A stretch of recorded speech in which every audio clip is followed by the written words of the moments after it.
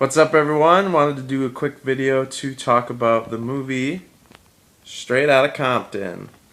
Yeah, I got it last night at Redbox, watched it, and wanted to do a quick movie monologue on it today. There have been a few movies that I've been getting from Redbox lately that for some reason I don't know, I just haven't wanted to do a movie monologue on. I don't know why. Like, usually I would want to do that kind of stuff, but lately I've just been like, I just want to watch the movie and enjoy it and not feel like I don't need to do one of these. Let's talk about Straight Outta Compton because I really enjoyed it. It was a movie going into that I was hoping that I would like. I've heard good things about it.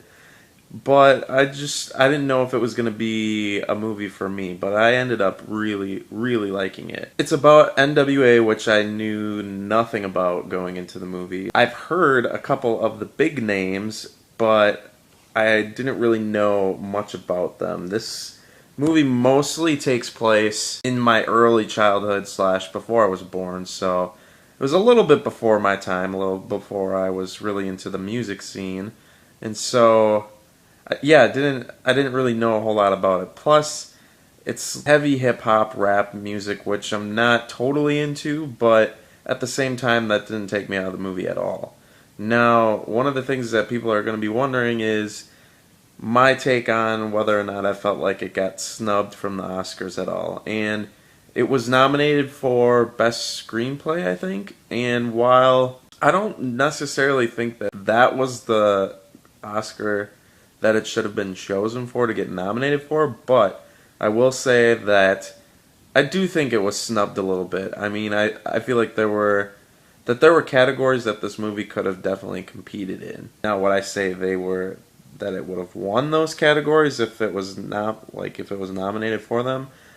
I'm not too certain on that, but lo and behold, it was still a good movie, and I still enjoyed it. And yes, I do feel like it could have been nominated for a couple more awards at the Oscars, but that's just how it goes, I guess. Let's just get into the movie. Let's talk about it. Yes, I enjoyed it, and I enjoyed the performances from it. The one thing that I liked was that it was actors that aren't common. They're actors that I haven't really seen in any other movies or TV shows or anything, and so it's refreshing to kind of see that. Now, the story was good. I enjoyed it. A lot of people complained about the fact that it may not have been completely accurate, which, again, going into the movie not knowing anything about it, I couldn't tell you those moments, but with that pre-notion and that knowledge going into the movie beforehand, watching it, there were parts.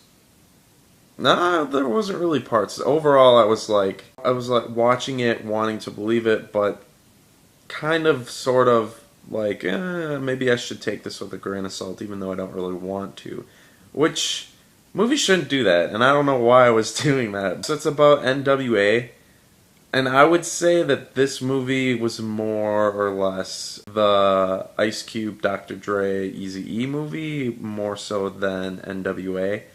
Now, the first half of the movie is definitely a lot of NWA. It's how the group formed and how they really got big and what they were doing when they were touring for that first album. But after that tour ends and they start to go their own separate ways, that's when it starts to turn more into the Eazy, Dr. Dre, Ice Cube movie. Knowing what Eazy-E went through, I understand why he was a big part of the movie. And I believe Dr. Dre had a big part with the making of the movie. I know Ice Cube did. He was like an executive producer. He helped to write the movie. And so it's not surprising that they got more screen time than the others. And I say that it was more or less... sorry, I'm playing with the lighting here because I'm working with the sun. But I can see why it was more or less like those three as opposed to the others. And honestly, the sad part is those are the only three names that I remember going out of the movie. And Jerry, he was their band manager, played by Paul Giamatti, which he did a great job in this movie too. He was a character that started off you really liked just because of all the things that he was doing for this group. But as the movie's going on and as it's progressing, you grow to like him less and less. And I think that's good if you can develop a character like that throughout the movie. And so a lot of people also didn't like the second half of the movie as much as the first half, and I think I actually I wouldn't say I liked it more, but I liked it for different reasons. The first half was more fun, I guess, going with the group. That felt more like a movie, which can be good, can be bad. I would take it as an in-between, kind of like how I feel about both halves of the movie. Like the first, I liked them both. I didn't like one more than the other because I liked them both for different reasons. So yeah, the first half definitely felt more cinematic, definitely felt more like a movie. And the second half definitely felt more like a biopic, especially when it started to focus on those three characters more so than the group. And the thing I really liked about the second half too was just all of like the behind the scenes kind of record label industry kind of stuff. Part of my schooling in college was with that, and so that part of the movie like really intrigued me, and I was fascinated, and it kept my attention throughout the whole thing. But yeah, I enjoyed this movie. Ice Cube's son plays Ice Cube in the movie, and he did a really good job. He was really convincing, and I really liked his character.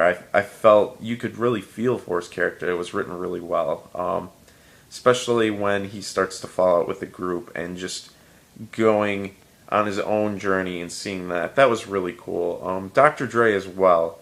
I felt more for his character in the first half more so than the second half. But that was kind of the point of his character. His character gets into a deeper part and does more things that he necessarily wouldn't do usually as the movie progresses. And Eazy-E's character, all these characters, they were written really well because I feel like they portrayed well how you were supposed to feel with them as the movie progressed. So like I said, Ice Cube, you really felt for him throughout the entire movie, and it was nice to see the growth of his character. Dr. Dre you liked more so in the first half than the second half, but then the way his character was resolved was done really well. And Eazy-E too. You start off, you like him at first, then you like him less and less. Halfway through the movie, you're like, all right, I don't really like this guy at all. Like, I know he's a big part of the movie, and like we need to see him and all that. But then, just how it wraps up at the end, it's like, oh, okay. Like, I start to feel for this guy more. And the thing about this movie is, so the group breaks up. Spoiler alerts. They kind of go their own separate ways. Easy and the rest of them kind of stick together, and Dr. Dre and Ice Cube kind of break off. Easy does his own thing, but yet he's still with the group a little bit. But at the end, they get to a point where they almost like make a reunion record together, where they all come back together. And then events happen where that just doesn't happen, and I kind of wish that it would have. I don't want to go into a whole lot of spoilers in case people out there want to watch this movie, but I feel like after what happens at the end of the movie, it would have been nice to still see them come back together, just as, if anything, as a tribute. Plus, like they say in the movie, it's like 3/4 of the way into the movie. There was so much that was left on the cutting board. And it would have been cool to see what that group could have done if they would have like gotten back together again. But some of them did really great things afterwards. I mean, Ice Cube, we all know him now with his work in movies, but he really broke ground by himself after he left the group, and he was the one who wrote most of the music, most of like the lyrics. And my favorite part of the movie is after they break up and Ice Cube's getting really big and he's kind of taking sales away from NWA, so their next album is kind of bashing him and calling him a traitor and stuff like that. So then his like follow-up album to that completely bashes him, and it's a scene where Paul Giamatti's character, his name is Jerry, he's the band manager, he sits NWA down and he has them listen to this album, and they're playing one of Ice Cube's songs, and it's cutting like back and forth between like Ice Cube like rapping his disses about each one of them to them like reacting to it.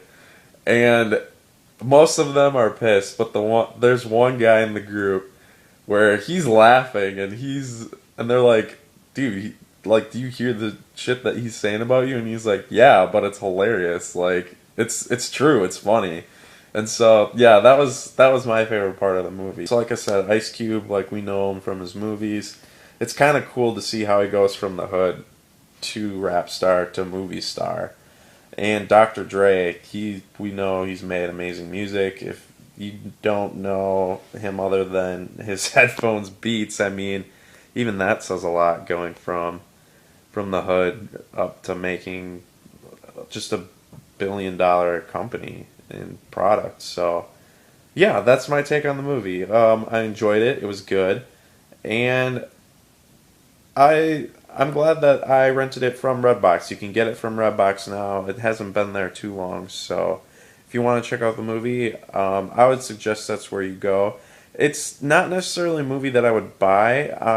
I would maybe get it if it was in the $5 bin eventually, but yes, it was good and I enjoyed it, but it's I don't think it has a whole lot of rewatchability. I'd maybe watch it a couple more times, and that's why I would buy it out of the $5 bin. But I don't think I'd really go out and buy it on DVD. Now there is a unrated director's cut, which that would be interesting to see just what they took out of the movie. But I don't think that'd be worth the money just to buy it for that reason, unless you're big into rap and hip hop, and NWA is a big part of your life, you really enjoy them, then this was probably a really good movie, and yes, I would suggest you buy it. But for me, yeah, I'd maybe get it out of the $5 bin if it makes it there one day, which I'm pretty sure it will. Most movies do. Even my favorite movies, which makes me sad to see in the $5 bin. Even when I try to convince myself, hey, maybe this way now more people will buy this movie, support this movie, and see this movie. But it doesn't always work. A lot of the times I'm like, oh no, why are you in here? But that's besides the fact. Yeah, if you like this video, please click the subscribe button below. I will be posting up a lot more videos, especially videos revolving around Batman v Superman and Daredevil, since those two are coming out shortly. I might do some fun videos here and there, just non-movie, just life videos. Thanks for watching as always, and I'll see you guys next time.